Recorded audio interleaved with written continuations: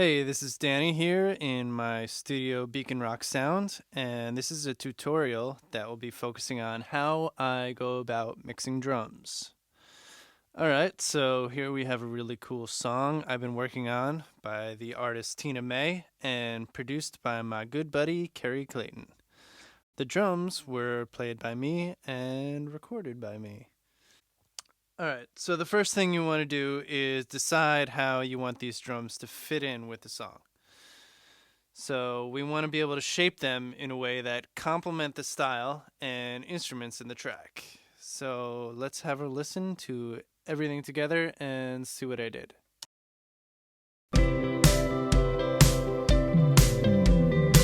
Some days you want me so bad, so bad. And when I leave, you say, come back, come back. Alright, so we want these drums to drive the song forward, pretty tight, not too much verb, and fat kick and snare sounds. Let's have a listen to what these drums sounded like before any processing. Whoa, alright, so as you can hear right now, they're pretty dark, a lot of mud, a lot of ringing in the toms. So we'll get into how we can fix all these problems. Alright, one quick note. Before doing anything, I always make sure that my mics are always in phase. So I recorded them, so they should be pretty good. But I've done a lot of sessions where at least the hi-hat is out of the phase with the snare, or the snare bottom and the snare top are out of phase. So just like double check that stuff. Alright, let's start with our overheads. A lot of people ask me how I pan overheads, and what I try and do is get the snare centered. When I mic'd this drum set, the right overhead was closer to being above the snare. So if I move that more towards the middle, the snare should sound more centered. Alright, see, the left overhead is all the way to the left. And I made the right overhead a little bit more centered. So let's listen. Now, if I move the right overhead all the way to the right, the snare sounds off to the side. So about there, it's pretty good. Alright, so now let's check out the EQing. So the first thing you may say to yourself is, why do I have 3 EQs? And simple answer is, that's how many it took. After mixing so many drum tracks, I've come up with a workflow where I'm always going back and adding EQs if I hear some weird frequencies. This way I can easily bypass the EQ to see if it sounds better with it. Alright, so the first EQ I have on here, let's take a look. That's with it. That's without it. And what I did is took out a lot of low ends. You can also see that's kind of a boomy frequency in the kick. I try not to cut. You can see the snare popping up right here. And I try not to cut that because that's the meat of the snare. Cut some here. Nasty sounds. Actually, let's take a look over here. Yeah. That sound. And the cymbals. It's like that low cymbal hum. Also here, weird brightness in the cymbals. And then I add a little top end. Some nice stuff. About 2 dB. So now I took a lot of low ends out, and the reason I do that is to make room for the kick to shine through. If I don't cut it out in the overheads, then the low ends will get muddy. All right, check out what happens to the kick when I bypass these EQs. It gets muddy.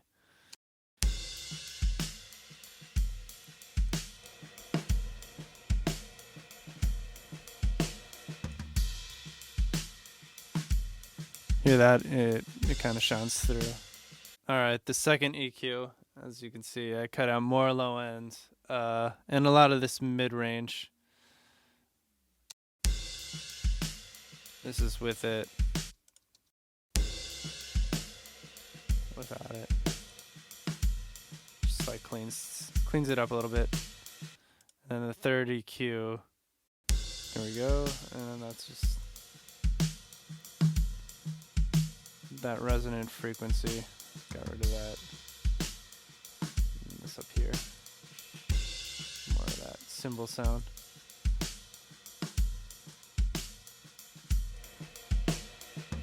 Bypass with it.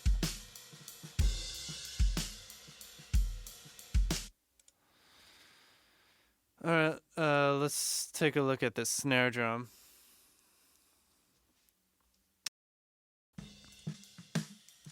First EQ, just totally cut all the low end out of it. But once again, I wanted to keep this fatness of the snare. Cut out this frequency here a lot. You can never get too crazy with your EQs. Just take it all the way out. Take out some of this mid-range in the snare. And then boost a lot of high end. Also get rid of this, whatever this is. Yeah, that nasty sound. Without it, bypassed. And that's with it. Alright, what do we got here? It looks like I used the preset here. Boosted more high end. A little bit around 1.5. Added a lot of low end here. That's around 150 without it. Just fattens it up a little bit. Put a gate on my snares too. You can hear it better here. Without it.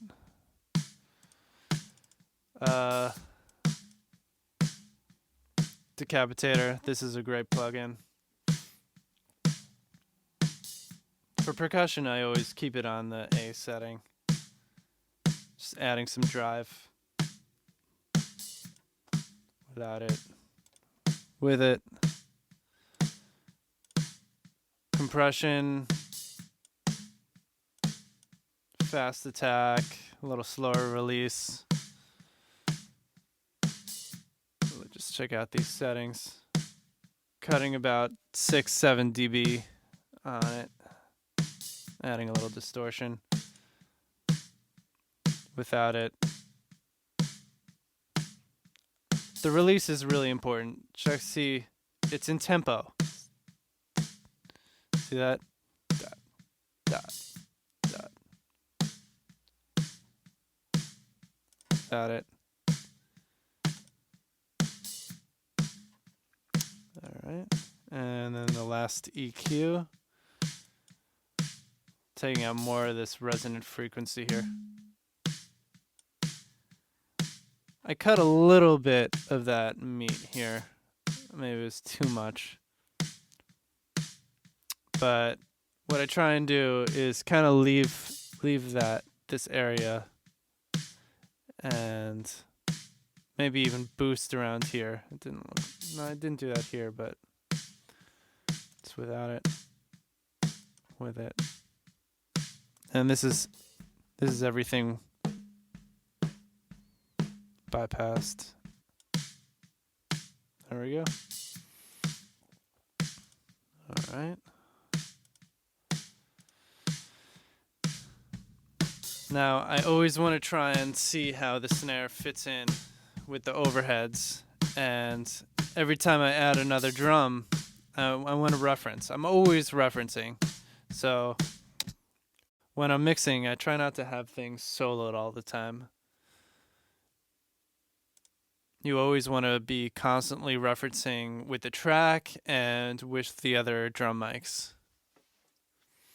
So on this track, I have a snare trigger also. So let's see what that sounds like. I'm using Steven Slate snare trigger sounds. Nice fat, short sound. And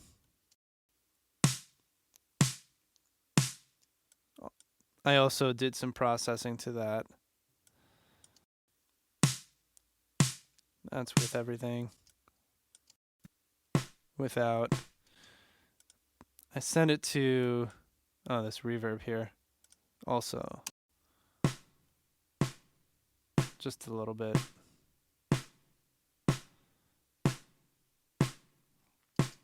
My reverbs, I always try and EQ my reverbs. So I always send it to a bus and EQ them. See, I bussed it and added a lot more. I added a lot more here in this section. A lot more reverb.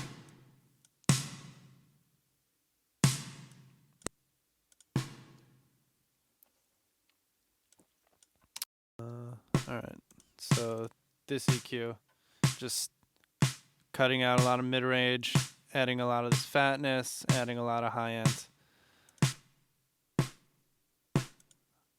That makes a big difference. This is kind of an unconventional compressor for drums, but it's actually used for guitar. It's supposed to be used for guitars, but I really like it on drums. So without it, with it, and then another compressor, just like taking off 5 dB, slower attack, a little faster release. This is without the compressors.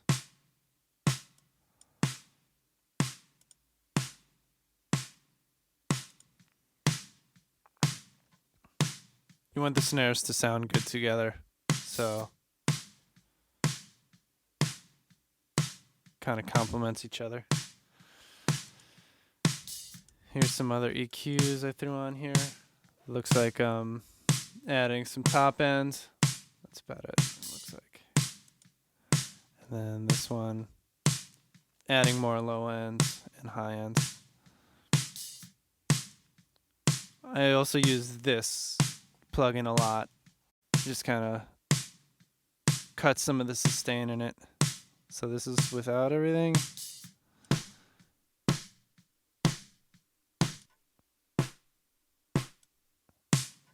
All right. So let's move on. Let's move on to the kick. So this is like kick front mic.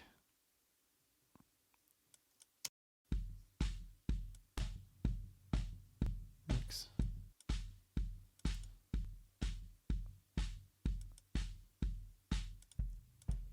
Kick back mic. I also use this transient plugin. Took out like all the sustain, added some attack. Added crazy amounts of high end. Alright, so then I just put them together. Send them to a bus. Put another gate on it.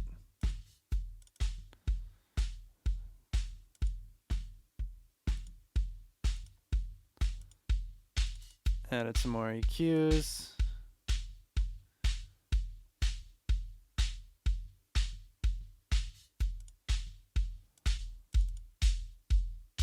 Ooh, that sounded nice. Yeah, so that's adding a lot of like 35.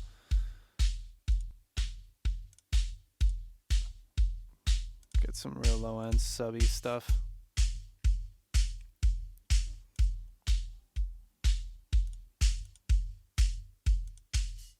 And one more compressor, slow attack, fast release. knocking off about 4 or 5 dB.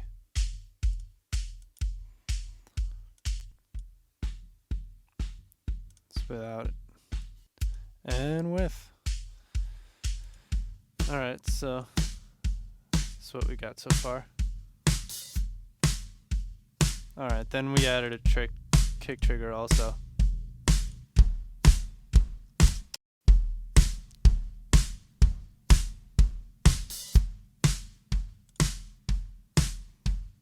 Now with this kick trigger, looks like I wanted to leave a lot of the low end for the actual kick, and this kick trigger will fill it out pretty much. So that's one EQ on here. This is the other. Yeah, I had a lot of high ends, took most of this low stuff out a little more. And let's see how that fits. Without the EQs.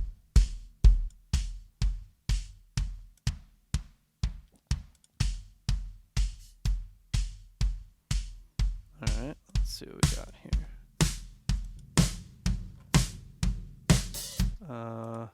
Alright, the room mic here. Ooh, so that's pretty muddy. Threw on these 3 EQs. Hear where that sounds in the whole mix. So just like, hear that? Hear what happens when I take out these EQs?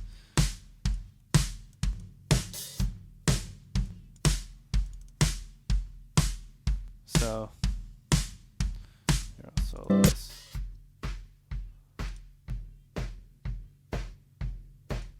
What frequency is this?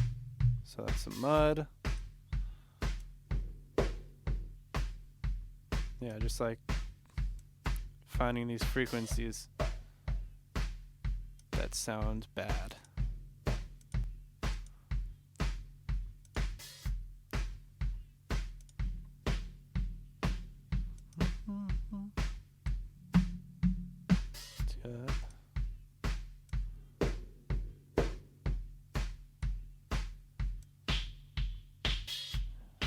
Yeah.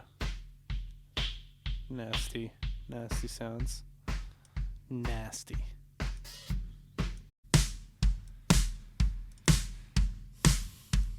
This is a really cool plugin. C6 multi-band compressor. Kind of check out the settings. Adding high ends.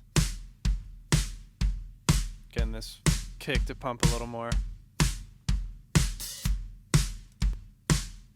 Without, with.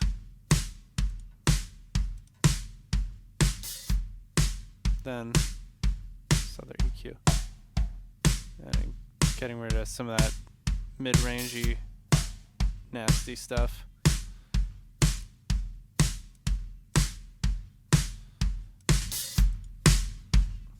Parallel compression. Once again, I'm using this unconventional compressor on drums, but I like how it sounds, so it's good to experiment without it. With it, adds a lot. And then this is another bus to some reverb. This is UAD reverb, and it's awesome. And here we're just doing.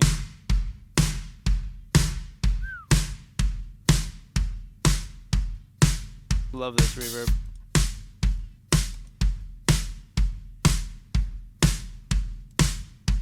Also, EQing that reverb. I guess there's some guitars going to it too. Taking out some of that mud. Alright, so then I take all my drums and my parallel compression and my reverb, and I bus it all to something I call all drums. And I do more processing. Throw another compressor, very light, 1 to 2 dB. This plugin's pretty cool. It's like a multi-band, adding distortion.